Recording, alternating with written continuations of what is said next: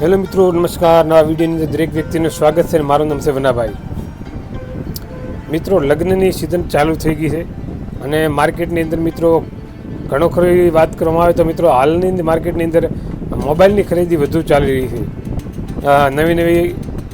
નવા પ્રકારના નવી કંપનીઓના નવા બ્રાન્ડેડ મોબાઈલ લોકો ખરીદી રહ્યા છે મોંઘી કિંમતના. તો ઘણી વખત મિત્રો તમને એક કન્ફ્યુઝન થતું હશે કે ભાઈ આપણે સારી ક્વોલિટીવાળો સારા કેમેરાની ક્વોલિટી હોય, સારા વિડીયોની ક્વોલિટી આવતી હોય, સારા અવાજની ક્વોલિટી આવતી હોય અને દેખવામાં મિત્રો ખૂબ સરળતા અને સારો રહે તેવા મોબાઈલની ખરીદી કરવા માટે મિત્રો આપણે મોબાઈલ ખરીદતા હોઈએ છીએ. ત્યારે મિત્રો એ મોબાઈલો છે મિત્રો મોંઘા બહુ હોય છે. મોંઘા મોબાઈલ હોય છે તેને મિત્રો સરળ બનાવવા માટે ઘણા બધા લોકો છે ને લોન ઉપર મોબાઈલ લેતા હોય છે. હવે લોન ઉપર મોબાઈલ લેવા માટે મિત્રો પહેલી વાત તો એ કે આપણે કયા ફાઇનાન્સ દ્વારા તો લોન લેવામાં આવે તો આપણને સારું રહે. તો ઘણા બધા લોકો જે ફર્સ્ટ વખત લોન લેતા હોય એમને ખ્યાલ નથી હોતો કે ભાઈ કેવી રીતે લોન લેવી જોઈએ, કેટલું વ્યાજ આવતું હોય, શું હોય. તો તમામ મિત્રો આપણે આ વિડીયોની અંદર વાત કરવાની છે. બરાબર, વાત કરતાં પહેલાં જે મિત્રો નવા છે મિત્રો ચેનલને સબસ્ક્રાઈબ કરી નાખતો, વિડીયોને મિત્રો લાઇક કરતો, આ વિડીયોને મિત્રો વધુ શેર કરતો. તો મારા અનુભવની મિત્રો વાત કરવામાં આવે તો મિત્રો મેં 2 પ્રકારની લોન લીધેલી છે, 2 પ્રકારના ફાઇનાન્સમાં. બરાબર, આમ તો ઘણા બધા લોકો અલગ ફાઇનાન્સની અંદર લેતા હોય છે. પછી મિત્રો હપ્તા ભરવાની જગ્યાએ અથવા તો કોઈ પણ પ્રકારનો ઇસ્યુ આવતો હોય ત્યારે ઘણા બધા પ્રોબ્લેમ આવતા હોય છે અને એનાથી મિત્રો એમને નુકસાન ભોગવવું પડતું હોય છે. પરંતુ મારા અનુભવની હું વાત કરવા માગું તો મિત્રો મેં 2 પ્રકારના ફાઇનાન્સમાંથી લોન લીધેલી છે. એક તો બજાજનું કાર્ડ અને બીજું છે સેમસંગ. ધારો કે તમે સેમસંગ કંપનીનો મોબાઈલ ખરીદવા માગતા હો તો તમારા મિત્રો છે ને સેમસંગની ખુદનું ફાઇનાન્સ છે તો એના ખુદના ફાઇનાન્સમાંથી તમારે હંમેશા ખરીદી કરવી જોઈએ અથવા તો તમારે લોન લેવી જોઈએ. એનાથી મોટો ફાયદો શું તો કે તમે સેમસંગનો મોબાઈલ લેતા હો અને તો સેમસંગનું ફાઇનાન્સ હોય તો તમારે એક તો વ્યાજ 0% હોય છે, એટલે કે વ્યાજ બિલકુલ તમારે ચૂકવવું નથી પડતું. બીજી વાત મિત્રો એ છે કે તમારે જ્યારે ઓટો પે તમે સિસ્ટમ જ્યારે એકાઉન્ટ સાથે જોડતા હો તેની અંદર કોઈ પણ જાતના વધારાના ચાર્જ તમારે નથી આપવાના હોતા. અને બીજું મિત્રો એ છે કે તમે ટાઈમ ટુ ટાઈમ તમે જ્યારે હપ્તા ભરતા હો તો ત્યારે તમારો સિબિલ સ્કોર પણ હાઈ એટલે ઉપર જતો હોય. તો જો સેમસંગનો સ્ટાન્ડર્ડ મોબાઈલ ખરીદવા માગતા હો તો સેમસંગની ખુદની ફાઇનાન્સનો મિત્રો છે એ જ તમારે લોન કરાવવી જોઈએ. બરાબર, અને વાત રહી બીજી બજાજની, તો બજાજમાં મિત્રો એવું છે કે તમારી હોશિયારી પર જાતું હોય છે.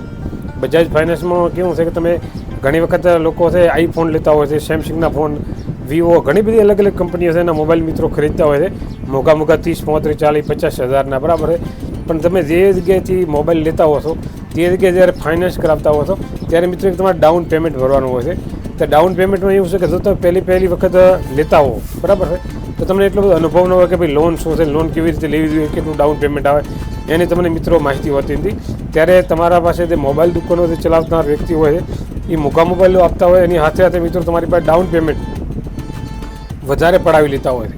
એટલે કે જ્યારે તમારા લોન તમને આપે ત્યારે લોનની સાથે મિત્રો જે ડાઉન પેમેન્ટ ભરવાનું જે હોય છે એની અંદર વધારાનું એક્સ્ટ્રા, ધારો કે તમારે 11,000, ધારો કે તમારે 50 કે 60,000નો મોબાઈલ લેવાનો હોય અને 11,000 ધારો કે તમારે ડાઉન પેમેન્ટ ભરવાનું આવતું હોય તો વ્યક્તિઓ તમારી પાસે 21,000 કે 31,000 જેવું પણ ડાઉન પેમેન્ટ લઈ લેતા હોય છે.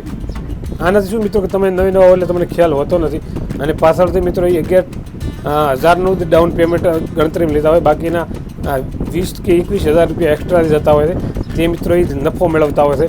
અને સાથે તમને ખ્યાલ નથી હોતો કે તમે જે ફાઇનાન્સ કરે એમાં વ્યાજ કેટલું પડે છે. બરાબર છે, ધારો કે તમે આઈફોન લેતા હો તો આઈફોનની અંદર મિત્રો 50,000નો મોબાઈલ લેતા હો તો તેની અંદર તમારે વધારે થતું હોય તો 2,000 રૂપિયા કે 2,200 રૂપિયા, ત્યાંથી વધારે તમારો પાસે કોઈ વ્યાજ લઈ ન શકે.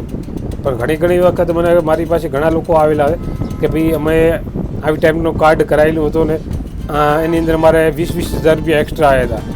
ઘણી વખત તમે જોયું છે, ઘણી વખત સોશિયલ મીડિયામાં પણ વિડીયો વાયરલ થતા હોય છે કે ભાઈ બજાજમાં અમે કાર્ડ કરાવ્યું હતું ને અમારે 20,000 એક્સ્ટ્રા ભરવાના આવ્યા.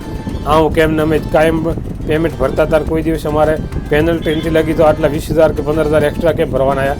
તો તેનું કારણ મિત્રો એ હોય છે કે જે વ્યક્તિઓ મોબાઈલ તમને જે મોબાઈલની દુકાન લઈને બેઠેલા હોય તમે એની પર મોબાઈલ લેતા હોય તો એ તમે નવા કસ્ટમર હો છો, તમને ખ્યાલ નથી હોતો કે લોન કેવી રીતે લેવાની, કેવી રીતે તેનાથી ડાઉન પેમેન્ટ વધારે લઈ લેતા હોય છે. અને બાકીનો જે હોય છે, ધારો કે 20,000 ડાઉન પેમેન્ટ એક્સ્ટ્રા લીધું તો 11,000 ભરતા હોય, બાકીના 10,000 રૂપિયા એ ખુદનો નફો ગણતા હોય છે અને એનો પણ વ્યાજ તમને અલગથી ભરાવતા હોય છે.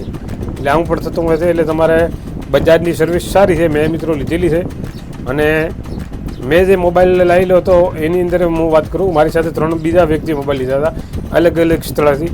તો અમુકોને 15,000 કે 20,000 એક્સ્ટ્રા ભરવાના આવ્યા હતા, માત્ર મારે 2,000 થી 2,500 એક્સ્ટ્રા ભરવાના આવ્યા હતા. આ વિચાર કરો કે એક જ કંપનીનો મોબાઈલ ને એક જ કિંમતનો મોબાઈલ 3 અલગ અલગ સ્થળો પર લેવાથી અને એક જ બજાજ કંપનીમાંથી કાર્ડ બનાવેલા. તો વિચાર કરો તમે, મારે 2,000 થી 2,500ની અંદર મિત્રો એ એક્સ્ટ્રા ચાર્જમાં પતી ગયું હતું અને બીજા લોકોને 10,000 15,000 ને 20,000 રૂપિયા પણ આવેલા હતા. એટલે તમે લોન લો કે નહીં, એમાં પહેલો મિત્રો ચેક કરાવો કે તમારા ઉપર કેટલી લિમિટ આવેલી છે. લિમિટ ચેક કરવાની, બીજું ડાઉન પેમેન્ટ ચેક કરવાનું. તો ડાઉન પેમેન્ટ તમને 11,000થી વધારે એક્સ્ટ્રા કહેતા હોય તો મોબાઈલ ન ખરીદો, તમારી સાથે એક મોટો સ્કેમ થઈ રહ્યો હોય. એ વાત તમારે પાકી માની લેવાની, બરાબર. તો આ વાત એક નાનકડી હતી, બરાબર. ઘણા બધા 2-3 દોસ્તો સાથે હું થયો હતો. બીજું શું છે, ઘણા બધા લોકોને એક એવું કન્ફ્યુઝન રહે કે ભાઈ આ લગ્નની સિઝન છે, મોબાઈલ નવો લેવો હોય તો ઘણા કહેતા કે લોન ઉપર લઈ લો, 2,000 2,500 3,000 હપ્તા આવતા હોય તો એમાં લેવરા. પણ લેવરા સાથે આ વાતનું ખાસ ધ્યાન રાખવાનું કે તમારું લોન કેટલા સમય સુધી હલવાની છે, કેટલું વ્યાજ તમારી સાથે લઈ રહ્યા છે અને કેવી રીતે છે તેની સંપૂર્ણ માહિતી તમારે રાખવી જોઈએ. તો તમારી સાથે સ્કેમ ન થાય કે 50,000નો મોબાઈલ હોય, 20,000 એક્સ્ટ્રા ભરવાના 70,000માં મોબાઈલ પડે તો તમને કેટલું નુકસાન થાય. કે એમાં વધારે નહીં, 2-3 હજાર રૂપિયા એક્સ્ટ્રાથી વધારે થાય નહીં. તો વિડીયોમાં તમારી માહિતી આવી જશે. તો આ બજાજ કાર્ડ વિશે માહિતી ન આવી તો તમે કમેન્ટ કરો, હું તમને એક્સ્ટ્રામાં એક બીજી માહિતી આપીશ, બરાબર. તો આજના વિડીયોમાં આટલું અને નવા વિડીયોની અંદર ફરી મળીશું. જય ગૌ માતા, જય ગોપાલ.